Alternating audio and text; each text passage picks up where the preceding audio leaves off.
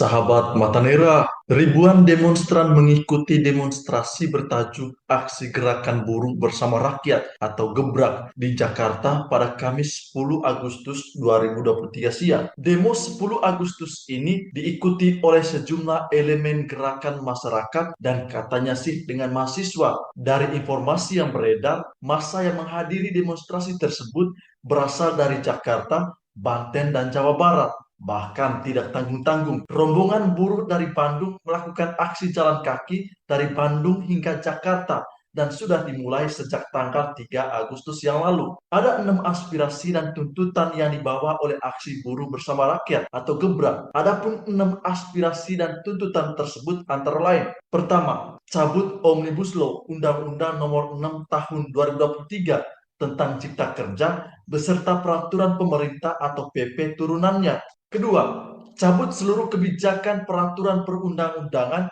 yang bertentangan dengan konstitusi, yakni Undang-Undang Minerba, KUHP, Undang-Undang Cipta Kerja, serta peraturan pelaksanaannya, Undang-Undang IKN, Undang-Undang Pertanian, Rancangan Undang-Undang Sisdiknas, dan revisi Undang-Undang ITE. Ketiga, cabut Permenaker Nomor 5 Tahun 2023 tentang penyesuaian waktu kerja dan pengupahan pada perusahaan industri padat karya tertentu berorientasi ekspor yang terdampak perubahan ekonomi global. Keempat, tolak bank tanah, hentikan liberalisasi agraria dan perampasan tanah. Kelima, hentikan pembungkaman ruang demokrasi di lingkungan akademik. Dan terakhir yang keenam, hentikan represivitas dan kriminalisasi terhadap gerakan rakyat di semua sektor masyarakat. 6 tuntutan buruh di atas tentu bisa diterima dan mendesak untuk disampaikan kepada pihak pemerintah. Kita tahu, Undang-Undang Cipta Kerja menjadi salah satu produk hukum kita yang paling fenomenal. Banyak kalangan beranggapan bahwa proses pembuatan undang-undang ini sangat cepat dan tidak melibatkan masyarakat luas. Namun dari sisi pemerintah,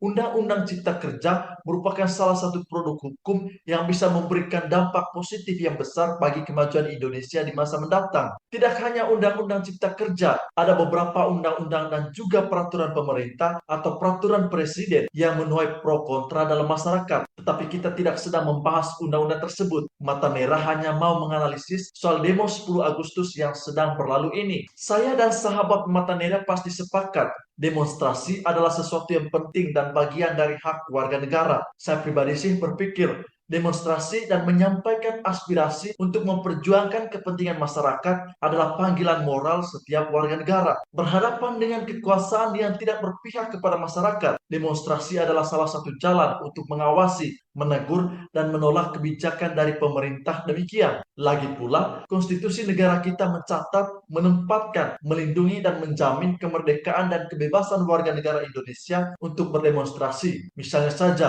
pasal 28 Undang-Undang Dasar 1945 menuliskan bahwa kemerdekaan berserikat, berkumpul, mengeluarkan pikiran dengan lisan dan tulisan, dan sebagainya ditetapkan dengan undang-undang. Dari pasal 28 ini, kita lihat beberapa hak setiap orang sebagai warga negara. Di antaranya, berhak mengeluarkan pikiran, berpendapat, berserikat, dan berkumpul. Apakah hanya hak? Tentu tidak. Pasal 28 juga secara jelas menunjukkan kewajiban yang berhubungan dengan hak sebagai masyarakat. Kewajiban masyarakat berdasarkan pasal 28 antara lain berkewajiban untuk memiliki kemampuan berorganisasi dan melaksanakan aturan-aturan lainnya. Di antaranya, semua organisasi harus berdasarkan Pancasila sebagai asasnya. Salah satu imperatif kategoris dalam hal penerapan hak dan kewajiban adalah selain bebas, harus pula bertanggung jawab. Tetapi sayangnya, gerakan buruh demo 10 Agustus diduga disusup oleh gerakan People Power. Dari berbagai media kita ketahui ada rencana gerakan People Power bersamaan dengan gerakan buruh. Gerakan People Power sendiri sudah mulai beberapa waktu lalu dan terjadi di beberapa kota. Sepertinya kekuatan gerakan ini kecil, namun disokongi oleh beberapa nama yang sering muncul di media massa. Tujuan gerakan demo sejuta buruh dan gerakan People Power jelas berbeda. Tujuan demo sejuta buruh adalah mencabut total Undang-Undang Cipta Kerja